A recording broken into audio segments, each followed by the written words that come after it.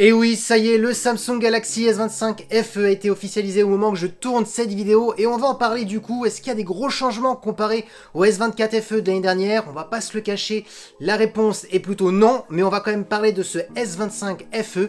Mais avant de commencer la vidéo, si vous n'êtes toujours pas de la chaîne YouTube, abonnez-vous, allez 100% high-tech. N'oubliez pas d'activer la petite cloche de notification pour être notifié lorsque je fais une vidéo. Et bien entendu mes autres réseaux sociaux, c'est-à-dire Instagram et TikTok. Et si vous souhaitez trouver des bons plans sur des smartphones, écouteurs, casques et plein d'autres produits high-tech, n'hésitez pas à aller sur mon site internet lorenzo-tech.fr qui se trouve directement sur ma page YouTube ou tout simplement en description sous cette vidéo. Alors pour ceux qui me suivent souvent sur mes vidéos YouTube ou TikTok, j'avais déjà donné toutes les caractéristiques, toutes les rumeurs qui avaient fuité il y a plusieurs mois en arrière. Et bien on va pas se le cacher, tout était plutôt bon au niveau des caractéristiques. Donc avant de vous donner les caractéristiques, on commence par le design. Donc en termes de design, il y a très peu de changements. La marque a expliqué que ce Galaxy S25 FE comparé au S24 FE, en termes de design, ce qui changeait, c'était plutôt sa légèreté, le poids qui est légèrement plus léger et aussi il est légèrement plus fin. Donc voilà, c'est toujours ça de prix. Maintenant, on attaque tout de suite les caractéristiques de la face avant. On a une diagonale de 6,7 pouces avec une résolution Full HD+, toujours une technologie d'écran AMOLED et toujours aussi du 100 Hz. Par contre, attention, on n'est pas sur une dalle LTPO, c'est-à-dire qu'on est sur un taux de rafraîchissement qui est entre 60 Hz et 120 Hz. On n'est pas sur une dalle qui peut descendre jusqu'à 1 Hz. Ça, bien entendu, c'est réservé pour les Galaxy S25, S25 Plus et S25 Ultra. Ensuite, au niveau de la luminosité, on est toujours sur du 1900 nits. Et là, le petit changement comparé au modèle de l'année dernière, c'est la caméra frontale qui a été améliorée, notamment pour les personnes qui aiment bien faire des vlogs, des photos selfie. On passe d'une caméra de 10 mégapixels à 12 mégapixels et notamment avec une plus grosse ouverture,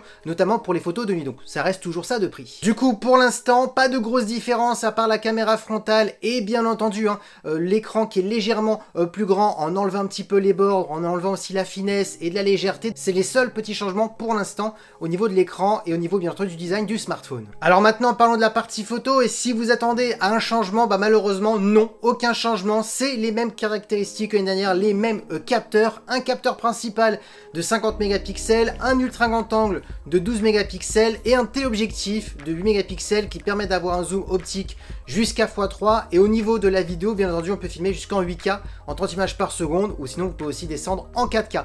Samsung, bien entendu, a repris les mêmes caractéristiques, a fait un peu du recyclage exprès parce que le but de ce smartphone, c'est de le proposer à un tarif légèrement plus bas par rapport à l'année dernière et surtout de proposer toujours des prix les plus attractifs parce que la gamme FE, c'est ça ce qu'elle veut dire, c'est vraiment une gamme pour être proche du haut de gamme sans avoir un prix trop premium. Donc on a fait du recyclage. L'année dernière, le S24 FE s'en sortait plutôt pas mal. Il fait de belles photos. Certes, c'est pas le meilleur, mais en même temps, ce n'est pas le but.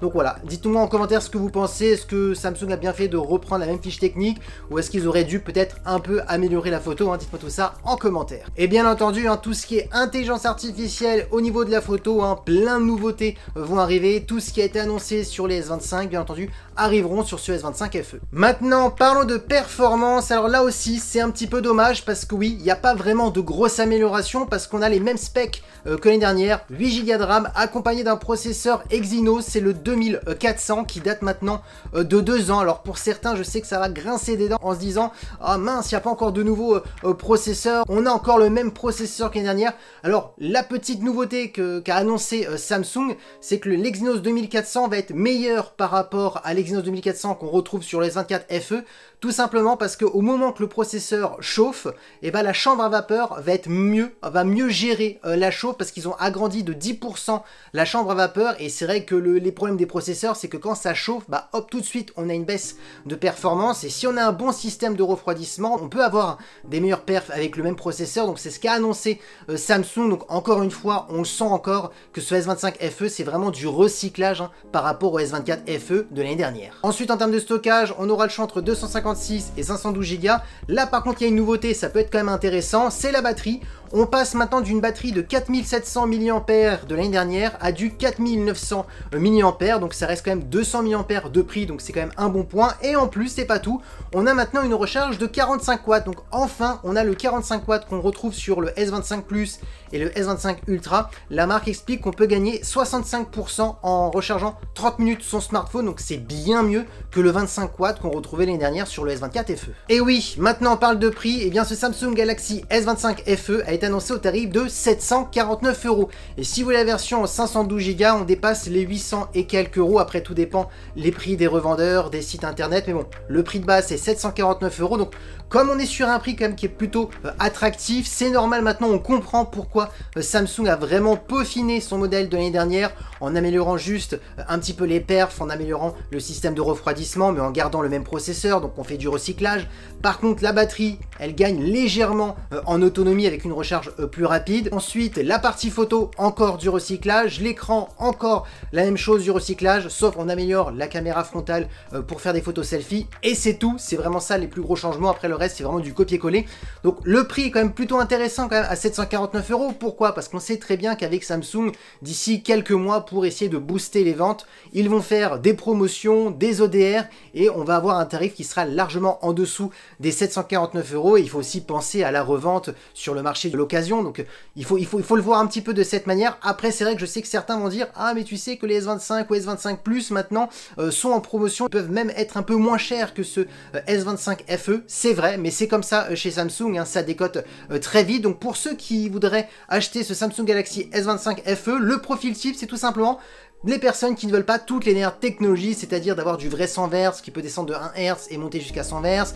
Une personne qui s'en fout d'avoir le meilleur processeur de Qualcomm, le Snapdragon 8 Elite, qu'on retrouve seulement sur les S25, S25 Plus, S25 Ultra. Et aussi la batterie, hein, si vous voulez une grosse batterie de 5000 mAh, une meilleure autonomie comme sur les S25 Ultra, bah il ne faudra pas choisir ce S25 FE. Donc voilà le profil type hein, pour ce Samsung Galaxy S25 FE. Et dites-moi en commentaire qu'est-ce que vous pensez hein, de ce smartphone. Parce que oui, la vidéo est terminée. J'espère que la vidéo vous a plu. Si c'est le cas, n'oubliez pas le petit pouce like, de vous abonner sur cette chaîne YouTube et d'activer la petite cloche de notification pour être notifié lorsque je fais une vidéo, et bien entendu à mes autres réseaux sociaux, c'est-à-dire Instagram et TikTok. Et si vous souhaitez faire des bons plans et notamment acheter ce smartphone, vous retrouverez le lien en bas dans la description et aussi mon site internet lorenzo-tech.fr que vous retrouverez en bas dans la description, pourquoi pas pour acheter d'autres smartphones, Samsung, Xiaomi, Apple, Google, Honor, plein de produits hein, sont sur mon site internet avec les meilleurs bons plans. Je regarde souvent les meilleurs prix. Et sur ce, on se dit à très bientôt. C'était Lorenzo High Tech. Ciao!